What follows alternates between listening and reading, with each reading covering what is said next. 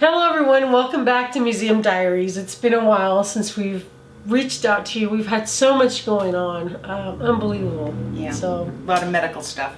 yeah, I had to have a boot because, well, I had a cast before She had an this, accident, but I had an accident, fell, and I needed some surgery. So now and she's recovering. And Veronica's still recovering from her shattered pelvis from Halloween of last year. So it's been busy around here. And of course, training Lucky, who was our newest addition to our pets, to our rescues. So, hi baby, she's looking at us. So there's been a lot involved, plus the remodeling of the house. So trying to keep everything afloat with everything that's been going on with our medical issues. We said, you know what, we gotta get it. We gotta get a video out. And you know, we happened to be doing a little bit of work before this, and this is something I want to talk about, Veronica. Okay. Her music. She's actually composed quite a few songs. I would say at least 3 albums worth. And there's a couple songs that I like. One is from her first album, if I'm not mistaken, called It's a Beautiful Day. Yeah, It's a Beautiful Day. From her first album. And then in that video we will be releasing with this video, the video with the lyrics, the lyrical video of It's a Beautiful Night. It's a beautiful day, but it's a beautiful night. It's a beautiful night. It's a beautiful song. So anyhow, that song will be out with this video. And America, and this is interesting because Veronica, whether you know or not, was known once upon a time in the 80s as the copycat hillside strangler. She served 23 years in prison, never murdered anybody, and you know, things were a lot different back then. But now she's been able to rehabilitate herself. You know, she married, had a child. She actually has 2 children. And when she got out, she was able to explore her talents more than just her painting styles, and got into music a little bit. So I want to talk about America with her good friend Blue Meadows.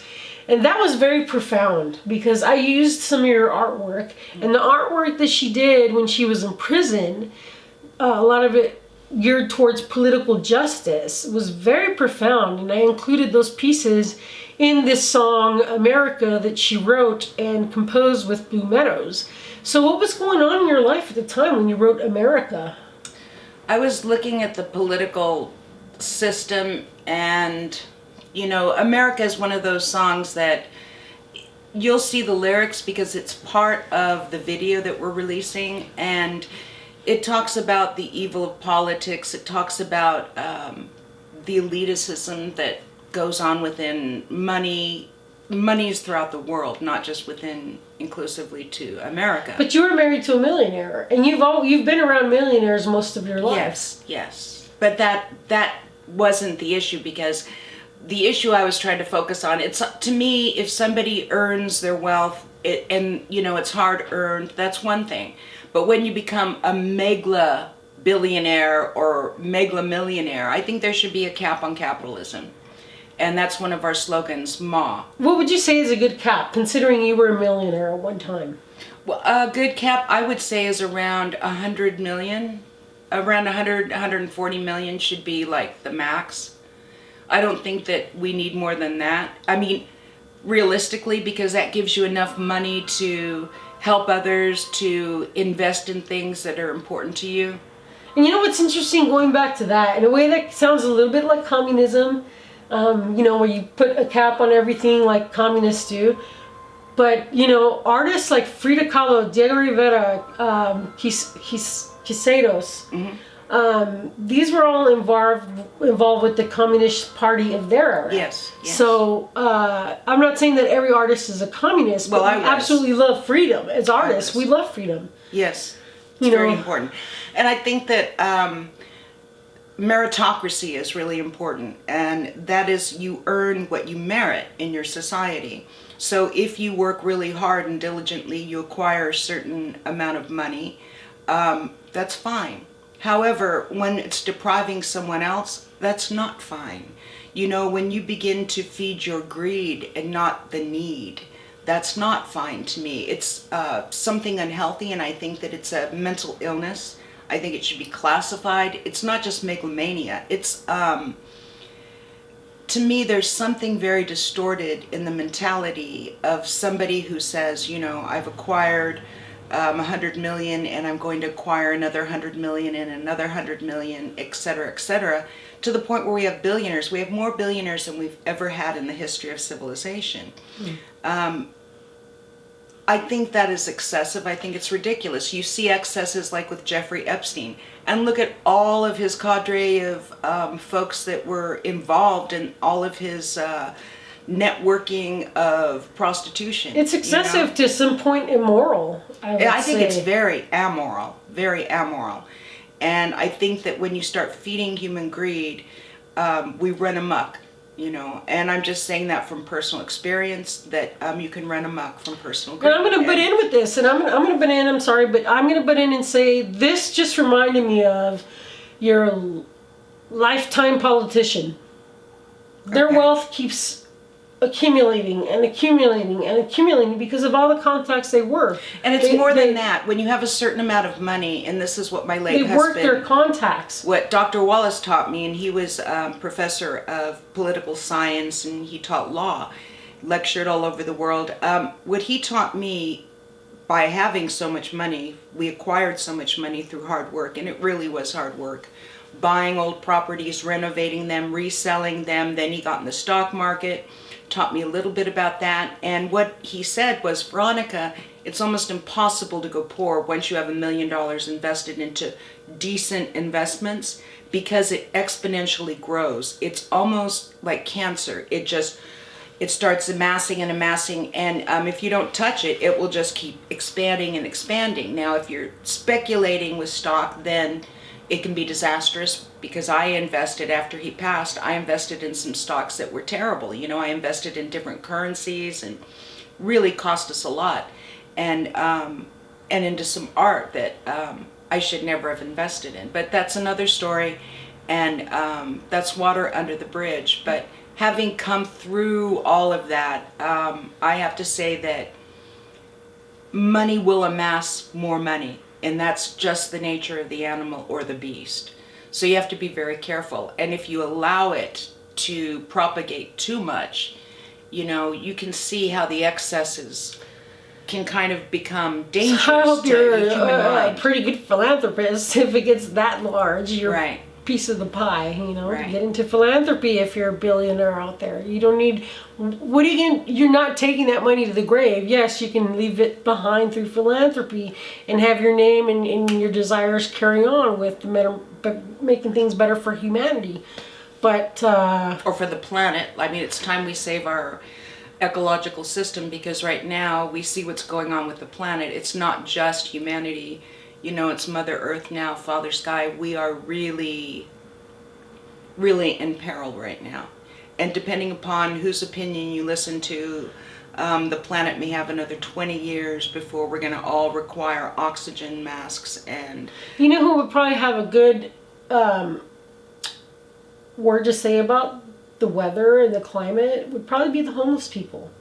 And I have never seen, and I will say this right now, I have never seen so much homelessness in America like I have growing up from my mid-30s going into my 40s. She's an LA girl too, so am I. From my mid-30s going into my 40s, something happened. We see the change in Los Angeles and the homelessness. And it's like there's more billionaires, yet there's more homelessness. Yes. So there's something wrong that needs to be fixed. Yes. And I don't have the solution, but I'm just noticing things as I try and function outside of, you know, everyday life and go on into society. And I can't help but notice things by, you know, from going to doctor's appointments to just having to run errands. I look at my environment and I see how things have changed. And how we're running on fossil fuel, which is really should be antiquated, because we have other forms of creating energy like other parts of the world.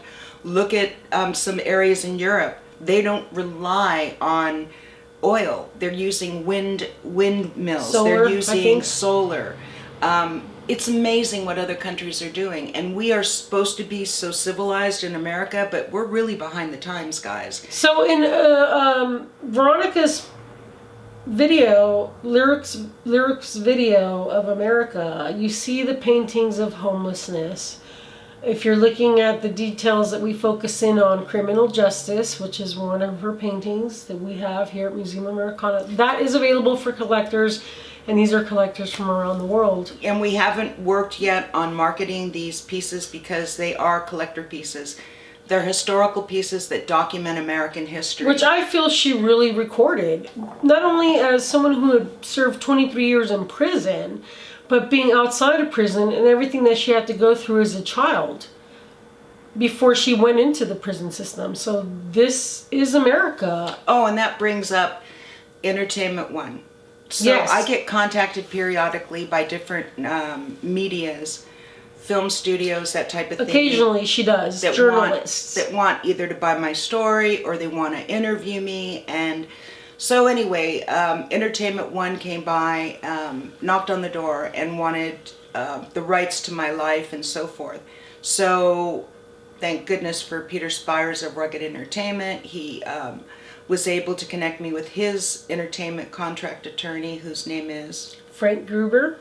And he is now handling my contractual agreements with Entertainment One, so he's protecting some of my rights, because I don't want all of my rights to just be taken by one company. You know, they may use them or they may just sit on them. But we don't own them to own. We don't want them to own the lyrics to her material. Or my stories, you know, or like my America, manuscripts. or It's a Beautiful Day, or the next upcoming one, Ancient Voices. We don't want them owning things that were already right now it's done. owned by Museum Americana. And we want to keep it that way.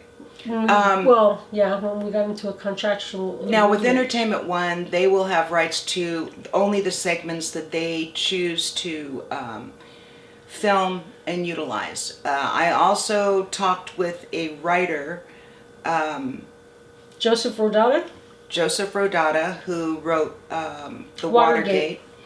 And he came out here and visited us, and I gave him an off the record interview, which I can't release yet. He can't release until I give him approval, which I can't because I'm contractually bound by Entertainment One.